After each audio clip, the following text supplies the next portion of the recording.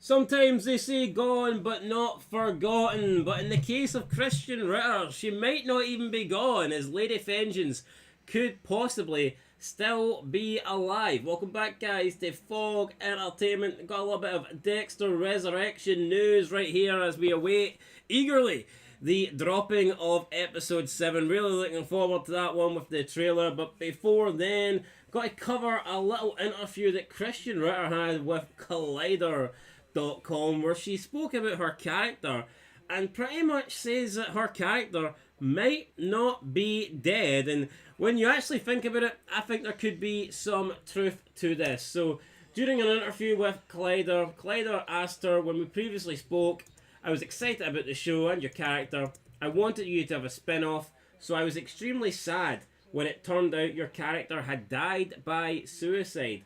Which Christian Ritter responded with, quote, "Well, I wouldn't count me out yet," end of quote. Now, she went on to speak more about her role and her acting and experience with Michael C. Hall, and we'll talk about that in a minute. But first of all, Collider saying, I was extremely sad when it turned out your character had died by suicide. That to me is a tell. If she I don't think she died by suicide. I think it's quite obvious that if she is actually dead, then she was taken out. And it wasn't by suicide. That's what that corrupt guard was obviously paid for. And then Christian Ritter responded with, well, I wouldn't count me out yet, almost suggesting that she's not dead. So I think there's two possibilities here. I think that either Christian Ritter was killed, or was Lady Vengeance, her character in Dexter Resurrection, either she was killed by that security guard and they've made it look like a suicide, or they're making it look like a suicide but she's not actually dead, and they're going to try and break her out of prison by, making sure she doesn't get to the morgue or wherever her next destination is. But for me, that's the two outcomes, because if she just purely committed suicide, then what was that guard getting paid for? What was the need for? It just doesn't make any sense. Yeah, there's no need for him. No, you're right. It was obviously the silencer. This is not like a natural thing. She's either been killed by that security guard, or that security guard has been paid off to make it look like a suicide so that they can sneak her out of prison alive. Why would they want to sneak her out, though? Because maybe she knows too much, and I think it's easier to kill her. Yeah, but we've seen that Leon he doesn't want to lose any people. No, he doesn't. Why would Leon kill her though if he can sneak her out? What's the? True. I think what would have might have been better. I mean, maybe if Batista gets to her and he's like, "Do you know this man? This man's Dexter Morgan. He's the potential suspect, the Bay Harbor Butcher," and then they can maybe fake her death, and then it's like, oh shit, she actually knows about Dexter. But at this point, she doesn't know Dexter set her up. She doesn't know that Dexter's the Bay Harbor Butcher. She just thinks he's a guy who fucking bottled killing that night. Yes, if she is alive and if she does regroup with Pratt's killers, she's not going to know that Dexter was the one that called that in. She's not going to know that Dexter set her up. She's just going to think, oh, you, like you said, oh, you bottled killing and you went home. Yeah, she doesn't know why. There's not even a hint that puts Dexter. So, I mean, I guess, therefore... That's why I think a conversation between the NYPD, Batista, and her would have been good. I mean, I guess her relationship with Dexter could pick up, but, I mean, we also know that the tattoo collector's gone, and that one half of the Gemini killers are gone, so... I think a problem for this, though, it's like, we had a massive twist with the Gemini killer still being alive. Well, one of them. I think bringing her back, it's like how many times do you want to do this? Yeah, I think that's like overdoing a big reveal. Listen, maybe she's just been professional. Maybe she's not trying to spoil the show. Flashback or something, who knows? But she didn't even correct them and say, well, I didn't commit suicide. I don't know, it just like that answer. I just don't think she committed suicide. It doesn't make sense. I don't think anybody watching this show would think that she just decided, I'm going to commit suicide. Unless... But, I mean, she didn't really have anything to do with her family. Her daughter, her sister was dead, I believe. Was she not? No, she wasn't dead, but they had no contact. So... Well, dead to her. So, I mean, like, what leverage could they really get on Lady Vengeance to get her to kill herself? But it's weird, she made it clear that she wasn't going to talk. But then we had that scene where Charlie visited her, remember? Terry was at the door. And she's like, I'm not going to talk. She's like, we're going to make your time in here very blah, blah, blah. So, it's weird. And do you not think the way... Very short and comfortable as possible, not blah, blah, blah. See the way she died, right? And then he touches her. Oh, no pulse, she's dead. They barely, like, showed the body. There wasn't, like, a big, dragged-out scene. It was, like, fucking over a night. Well, we did see marks around the neck, but, I mean, I guess that could be done with, like, makeup or anything, really. No, it could be, but...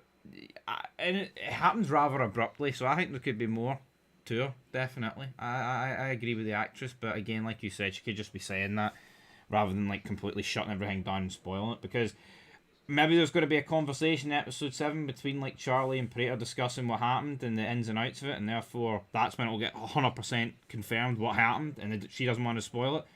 Could be that case.